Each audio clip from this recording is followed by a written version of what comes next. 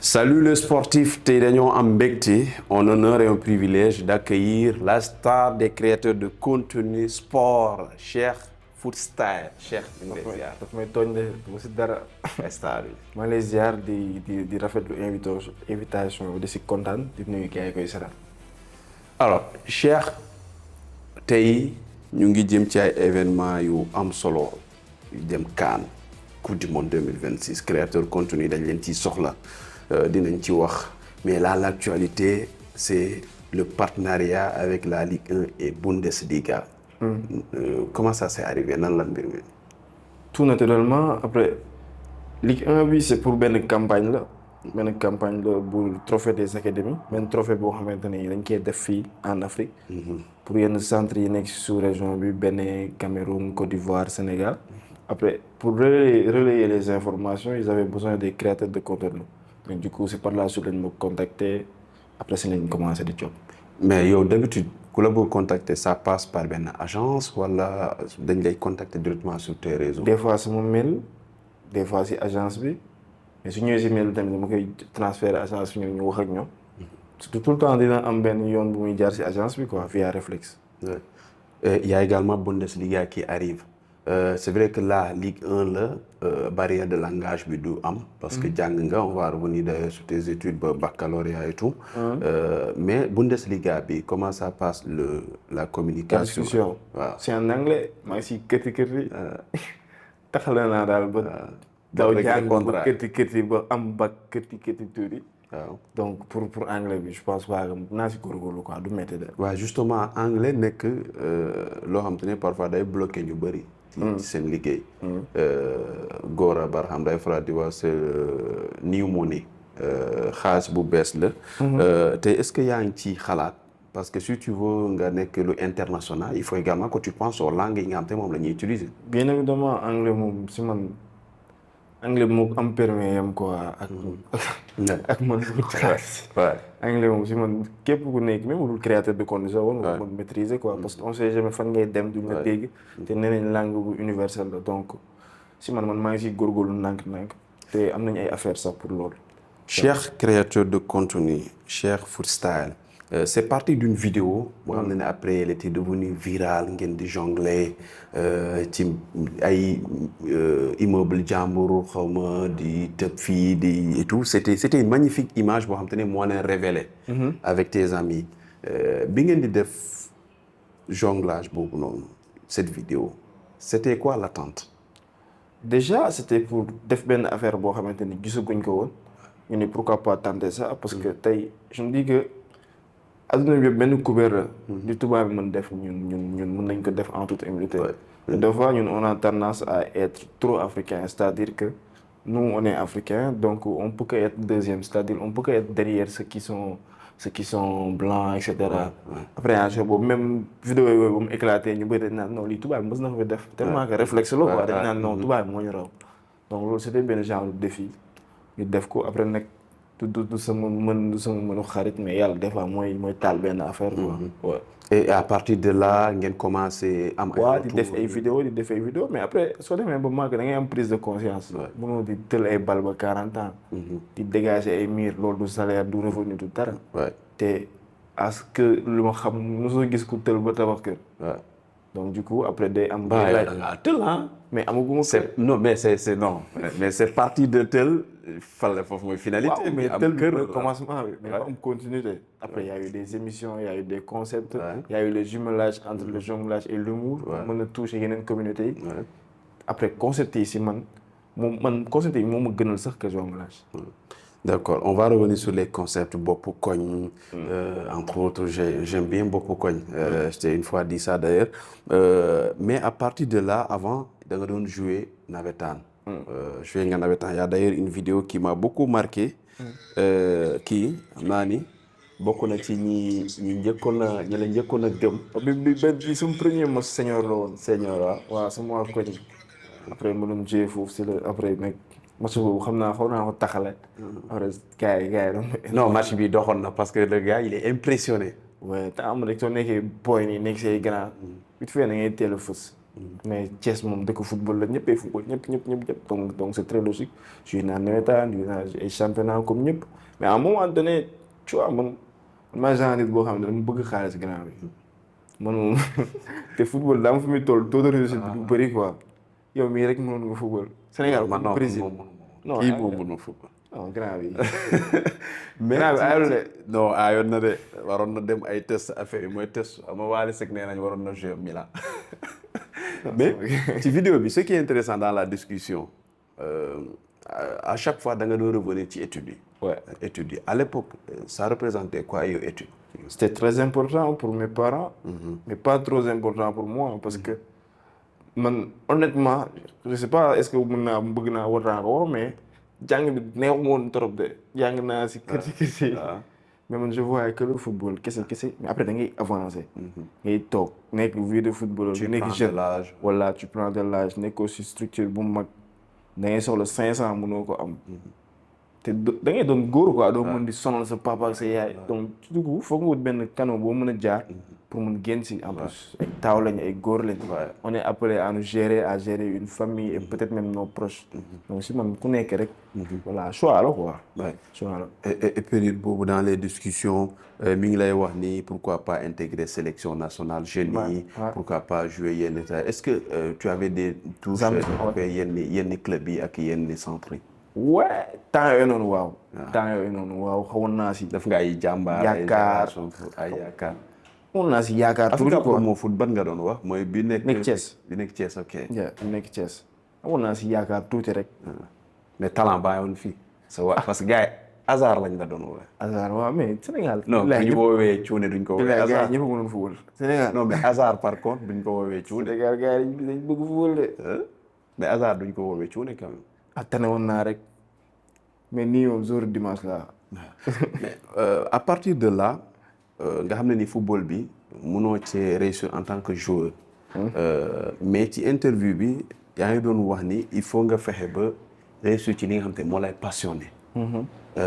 est-ce que loolu am na lien ak lu tax nga nekk tey créateur de contenu dans le football. ouais si man loo bëggul mënoo si avancer parce que da ngay xëy def ko pour benn affaire alors que soo koy def par amour je pense que mooy ëpp créativité mooy ëpp engagement quoi.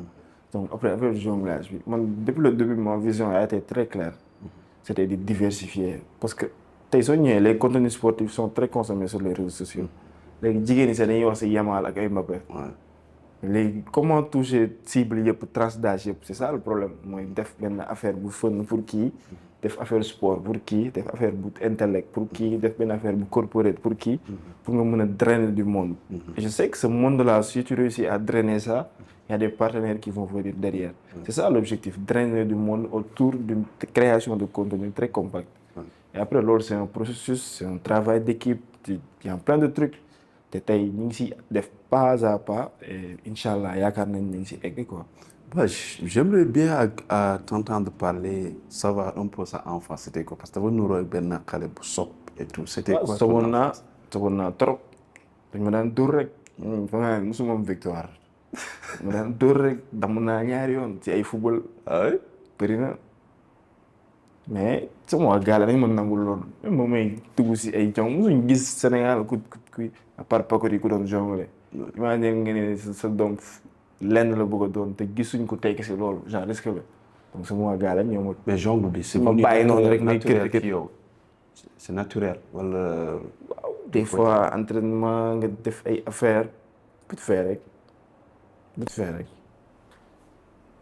te Sénégal a noté que je suis pas le meilleur jongleur du Sénégal je suis très loin derrière je suis même pas dans le top 5. Ouais, mais tu as décidé yow d'investir dans ça à quel moment nga xam ne ni il faut que tu fasses de ça ton métier parce que bi ngeen di def vidéo bi ak say xarit. c'était du fun.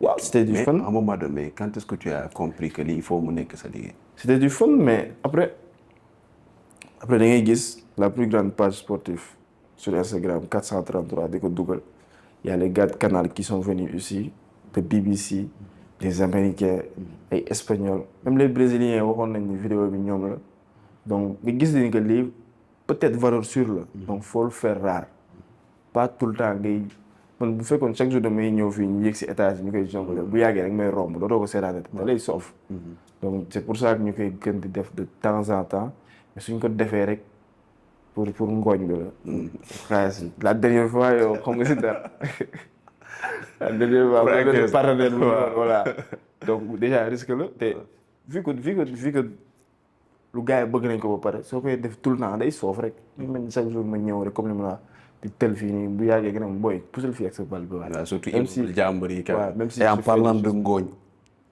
voilà grand bi instant mi ngi si ngooñ voilà ci ngooñ bi bal yu baax yi ak dàll yu baax ak dàll yu baax xam nga macha allah yi moom mën nga cee tël lii nag mooy arme footballeur moom soo amul lii demal nga toog quoi comme créateur bi contenu bu amul kóol rek voilà comme genre Bill Mahmoud yi pour mu amuñ téléphone non Bill démb il a fait Dakar Gorée grand day jël ay Dakar Gorée Dakar Gorée xam nga ñaar 5 kilomètres ay protéines lay jël rek Dakar Gorée boo ko defee natation pour man jàmbaar nga même boo jeexalee dernier pour man jàmbaar nga tey ci en matière de création de contenu sportif mais boutique bi fan la ne en ligne la en ligne mais ku bëgg rek da ngay commande man ngay contacter nga yónnee ko en ligne voilà loolu tubaab na de waaw man livraison ça gratuite laa koy def waaw da ngay bàyyi numéro bi rek ñu di jënd waaw da ngeen di woote rek 77 870 31 87 macha allah ma jam la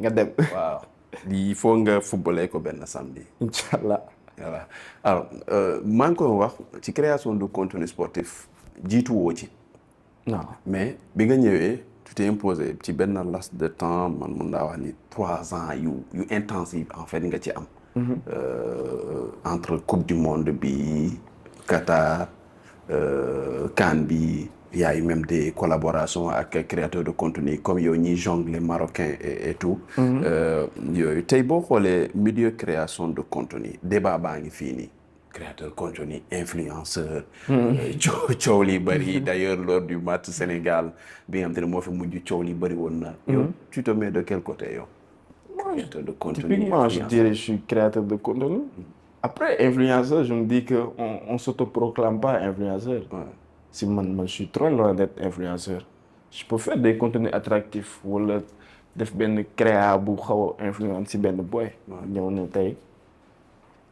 li ngay def neex na ma et tout mais je dirais jamais que je suis influenceur si man c'est trop autant non mais dès l'instant que un jeune gis na li ngay def mu intéressé ko mu am envie def ko tu l'influences peut-être que est-ce que dama ko woowee référence parce que day référé aussi yow mais tu as influencé sur des carrières par exemple am na jeunes yooyu yóbbu génération foot jàmbaar mooy ñoom Fallou tu as réussi quand même à sortir Siré ci zone bu mu nekkoon même s'il y a une vidéo d'abord qui était devenue virale moo tax nga découvrir ko tout ça pourquoi ce genre de également nga koy visiter lu bëri côté social boobu noonu si man faut utiliser la puissance de l'internet c'est-à-dire tey ñun on peut qu'être humain c'est-à-dire def vidéo dugal mais reflet bi muy am derrière ñun mënuñ ko imaginer ba si man tey damay prôner pour une très bonne utilisation d'internet tey gis nga ñëpp liy xew si TikTok bi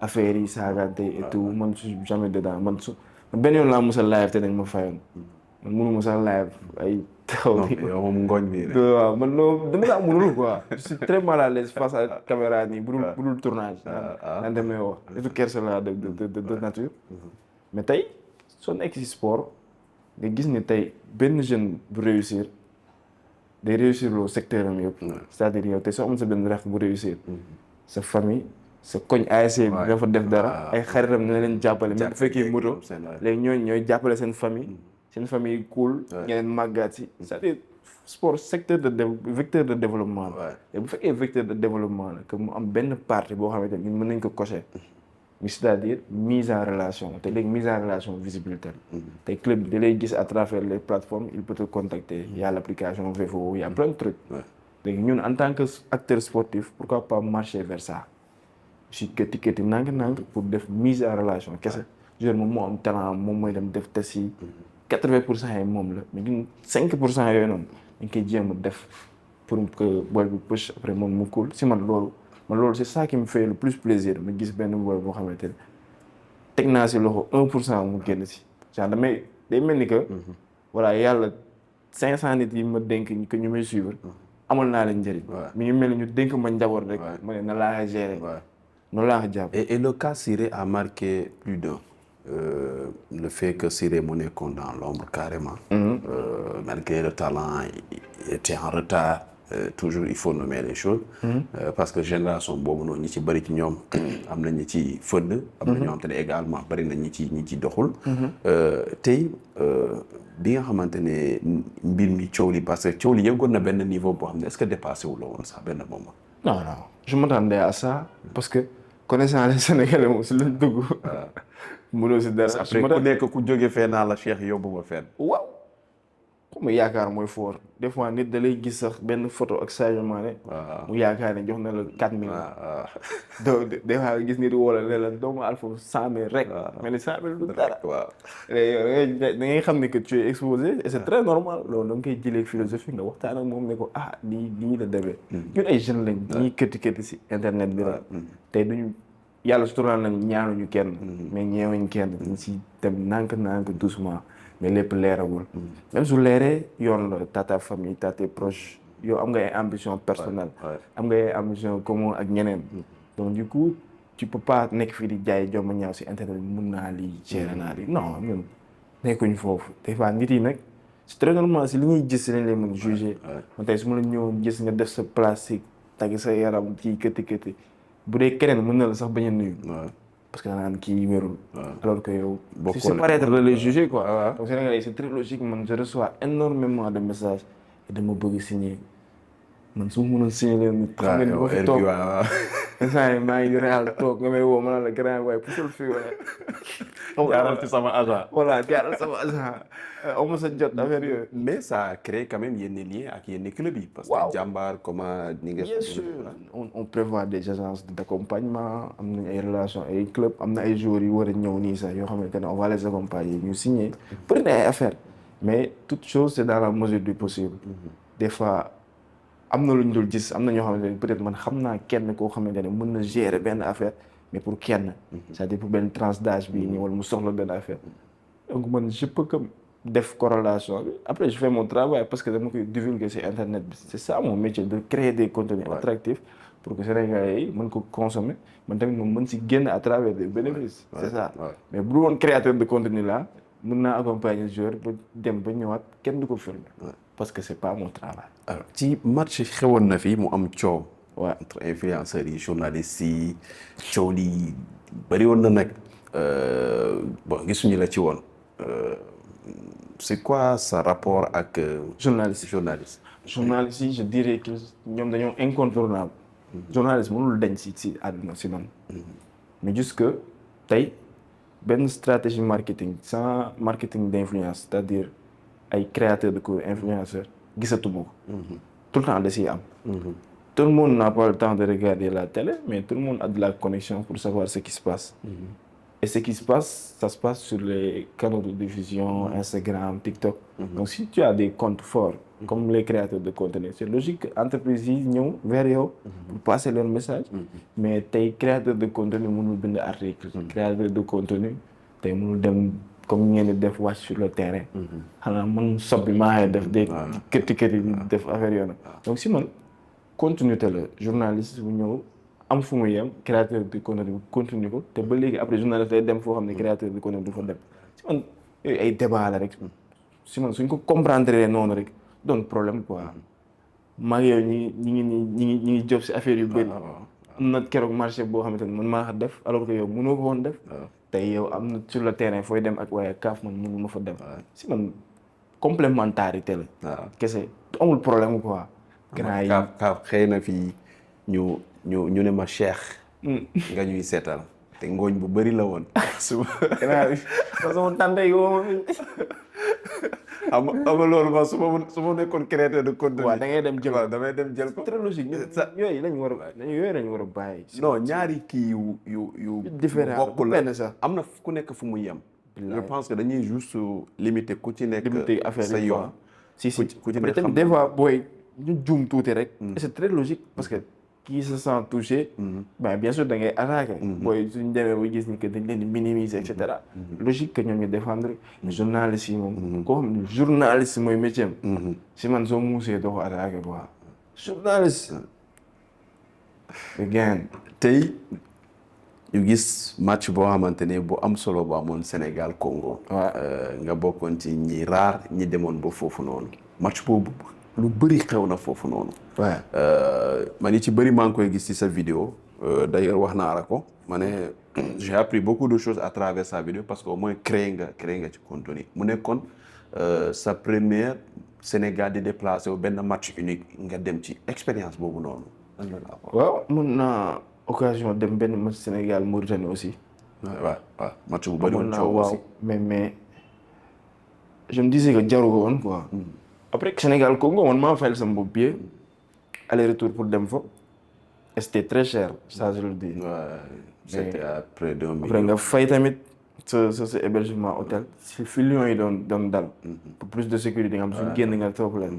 j'ai jamais travaillé avec la fédération ni benn instance footballistique fii Sénégal à part les centres. donc man en tant que créateur de contenu des fois faut se fixer des défis si man noonu laa ko jàppee. ma dem fay sama billet pour dem xool match Sénégal en dehors du pays. comment ça se passe. te match bi dafa amoon enjeu. te kii di enjeu de susciter ay coow et cetera. moi je voyais ça juste si aspect créateur de contenu pour mun a génne ay contenu authentique. et je savais que ñu bëri bëgguñu woon dem wala pare ñu woon dem donc je me disais pourquoi pas faire ce risque pour mun démarquer wu quoi. ouais. mais métti woon na. métti woon na difficile vous avez vécu. métti woon na trop l'enfer là-bas. mais bon c'est très logique genre affaire yooyu man daf may jàngal sax expérience que voilà nga mun am tuuti expérience ci terrain et stade bien vrai que def naa match yu bëri même bu dul Sénégal def naa ay match yu bëri mais maanaam adrénaline bi ngay toogaale ci match pression ak ñoo xamante ne vraiment à cause des ay stadik lañ kooku léegi loolu moom manqué doo ko dund ko. àndoon nga ak beneen créateur de contenu c'est lan mooy seen relation parce que damay gis yu bëri ngay def ay contenu di ko bokk ak yenn créateurs yi. que ce soit dans tes émissions nga leen di invité on va parler d'ailleurs de tes concepts. lan mooy seen relation. relation comme collègue camarade ami c'est très logique tey si man comme gars yi ñuy wax rek concurrence si suuf lay am quoi. pour man nit soo ko xoolee di ko jàppee concurrence rek toi tu es très faible et que yow. tu as beaucoup de temps. si man temps boobu noonu mu ngi si def lu créatif mu doon benn genre complémentarité yéen ñaar ngeen créer benn contenu. si man non créateur de contenu ñëpp ay gaañ lañ aman ñi ma xam quoi. waaw. alors il y a eu les concepts yu bëri ci période vacances jours yi. bon man bopp koy moo ma ci gën a marqué. am na yeneen yoo xamante ne def nga ko avec les jours jamono seen préparation yi. concept yooyu ça arrive comment. yooyu ay toog tu prépares le concept waaw des fois c'est avec l'agence. ouais des fois je peux réfléchir à ça la plupart après moo wax leen ko gars yi des fois mën nañ nangu des fois mënuñ nangu mais man dama dëgër bopp côté boobu koñ cadrage zéro. amul zéro technicité. c'est un parfois benn téléphone. des fois nga gis. waaw image yi feeñ kër parce que mbedd noonu la mel. mbedd amul logique. mën na taxaw saw fii kii mën a kii. mais bu fekkoon émission bu carré comme troisième mi-temps lay doon. sama wala parlons ça. parce que jours yi ñu si bëri dañ leen di jël au calme seen gàlle piscine short def chaîne voilà c'est ça leur vie. parce que am nañ ko te loolu day faire rêver boy c'est très bien. genre bopp koñ nga jël benn personne boo xamante ni il est suivi partout ko si quartier bi. day andi aspect urbain quoi. si man ñëpp dañ siy gis seen bopp. loolu taxoon ma defee ko noonu. et même pourquoi j'aime parce que dafa nuroo benn émission rap bu Pape Sidi Fall. et que j'aime beaucoup voilà Arumbet benn caméra di topp gars yi et tout. bopp koñ c'est la même chose mais tey. C'est le constat actuellement dans le monde mooy ne les sportifs ils préfèrent parler à un créateur de contenu qu'à un journaliste. C'est quoi les rapports parce que le créateur de contenu il n'est pas dans une position de critique. Wala c'est par rapport plus ak visibilité bi nga leen di offrir. parce que loolu tey tu vois benn chaîne télé peut-être que créateur de contenu moo koy ëpp audience sur le net. donc si man mi ngi mel ni ngay def musique rek l'essentiel mooy nañ ko déglu. Là où il y a plus de streaming c'est là où ça paye plus. donc si man loolu la tey néanmoins am na journaliste bi foo xamante ni mën na fa dem.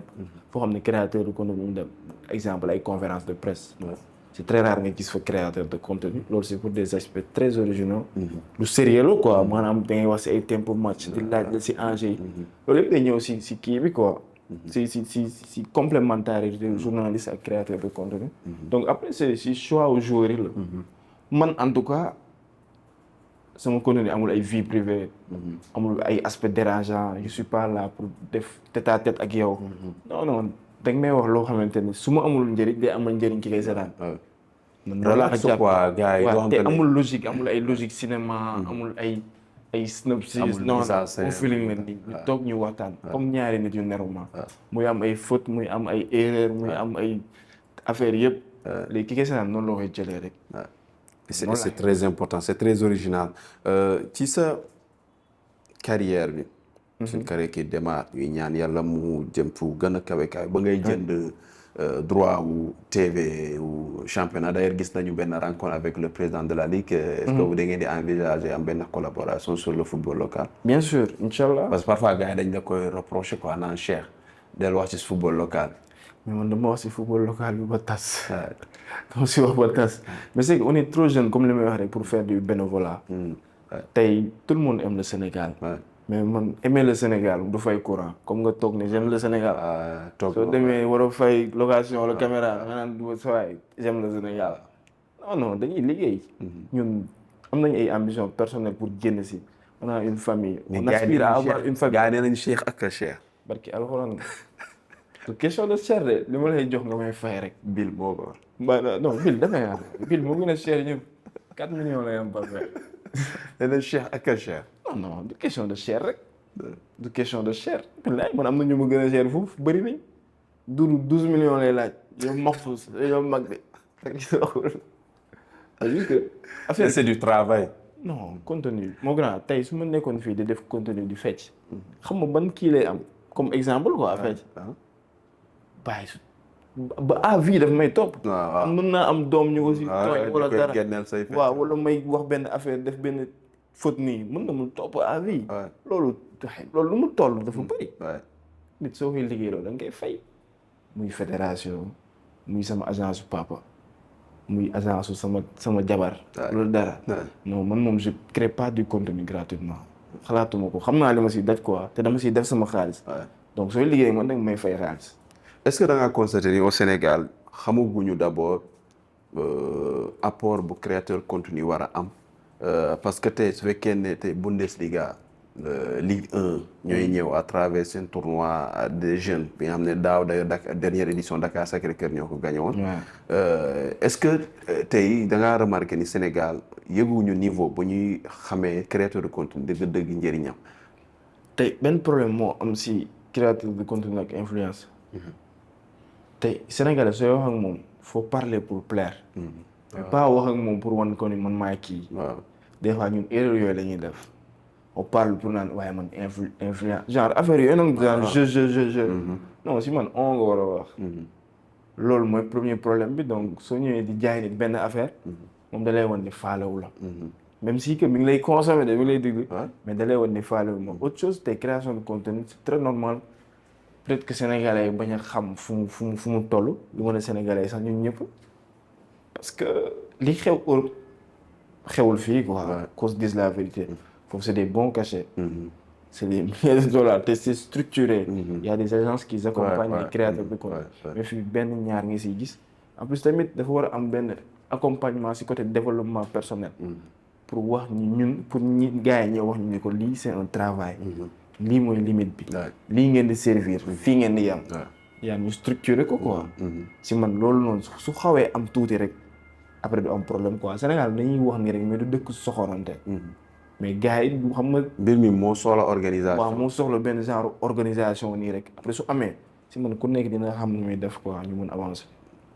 et ça nourrit son homme créateur contenu. waaw am na tuuti affaire rek. da lay permettre doo ñaan kenn rek. yaa yor weccet. waaw yor weccet yor sa benn oto bu rafet ak sa kër. ah loolu day bëgg mel ni yow rek. takk soxna. am suñu entreprise en ligne de vente d'équipement. comme ngooñ bi rek lay xaar. daal di ngooñ bi. bii la Dembélé gagné Ballon d'Or. waaw vert. alors tey yan mooy moment yi la gën a marqué ci sa kii mooy yoo xam te ne peut-être déception yoo xam ne am nga ko ci sa kii. affaire waaw parfois day am. dirais pas déception des fois ay controverse ay affaires yoo xam da ngay yaakaar ni nii la après mu demee ne. après ngay jàng nag si ngay jàng ni affaire du ligne droite quoi. du ko tout le temps day cool foog moom ay dóolaan. si ngay xamee ni que nag. parfois ñu dóor la. bu baax la dóor. dóor nañ ma dóor yu métti. moo tax sax léegi discussion yi moom. ki la dóor. ah des fois ñu dóor la dóor yi mooy tax nga xam. non genre andi la benn contrat naan la lii la. waaw wala à tes débuts on te fait faire des trucs 2 mois pour te payer des prix d'une semaine peut-être. waaye nag ngeen nangu. dégg nga quoi des fois foog ñu nax la. boobu da ngay bëgg a prouver. waaye man nag en toute humilité moom affaire bi dama ko jox à xam de grave. mais instant bi ci li nga jot a am lan nga ci réaliser loo xam te ne yow ci création de contenu vraiment boo toogee day seddal sa xol. première affaire bi mooy ñu jël jonglage valoriser ko tey soo demee Instagram soo defee footstyle il y a plusieurs dizaines de footstyle. genre léegi. voilà gars yi ñu ngi koy bàyyi xel tuuti quoi. alors que man je suis pas un jongleur. j'utilise juste le jonglage pour créer des contenus. comme je vous dis man bokkuma sax si top 5 ñi dàq jongler Sénégal. y a plein. ay Kapou ay Alvin bëri na. nii ñu toog nii waaw salle bi moom gën naa non grand bi xamaguma borom lunettes yi gars mënul dara. tur bi nan la. non Pape Alioune mënul dara. non Pape Alioune xaw ma boo xam ay na basket la man. ah benn la rek lépp bal. fii nii moom ci salle bi moom xam naa ne yaay di waaw si salle bi gën naa la moom tane quoi. waaw sama kër aussi yaay di wér. donc du coup loolu si man loolu daf may neex quoi que gars yi di bàyyiwaat xel benn secteur à travers yow loolu bokk na si lu ma neex. mais finalité bi mooy comme li Nabila di wax génne maire bi ci. kese kese li kii bëgg ak li kii bëgg yéen. parce que Sénégalais benn règle moo si am su bëggee benn affaire lundi. nga dem mardi mercredi jeudi vendredi di jëndal ko lu mu bëgg lundi. fekk na moom lu mu bëggoon lundi bëggatu ko am na leneen lu mu bëgg samedi. waaw mënoo ko satisfaire. da ngay def loo xam ne yaakaar nga ni baax na rek mu topp la si wala mu bàyyi la. si man noonu la quoi. ñu ngi dem ci CAN ak coupe du monde lan la ñuy xaar ci. ay contenu attractif très adapté au voix des Sénégalais. waaw ay concept quoi ci CAN bi. maa ngi si dépassé sama xaalis nag. moo tax kuy ñëw moom jàpp si rek. jàppale ma yërëm ma rek fay ma tuuti sax. waaw ay 20 millions yooyu. non xam nga CAN tey. télé yi sans dara wax leen ko ak yenn gars yi di xew si terrain bi lañ lay wan ak yenn affaires yi quoi. ñun on va aller au-delà. faire vivre l'ambiance de la compétition au Sénégalais. gars yi ñëw leen. indi morning bi Cheikh defal leen ay contenu ci CAN bi ba ci coupe du monde bi y a d'autres compétitions yi ñëw. que ce soit basket y a les Jeux olympiques de la jeunesse d'ailleurs yéen ñëpp tu es ambassadeur non. pas encore. mais foofu gars yi daal mel duñ joxe lu bëri de. te ku la jox loolu dem est-ce que contacté wuñ la li la joxe moom. waaw waxtaan nag ñi ngi waxtaan nag de.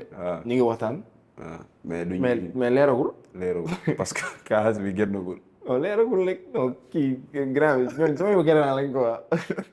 am naa dégg mu leer sax incha allah. Cheikh am naa mbégte. balaa ñuy tàggoo gars yi.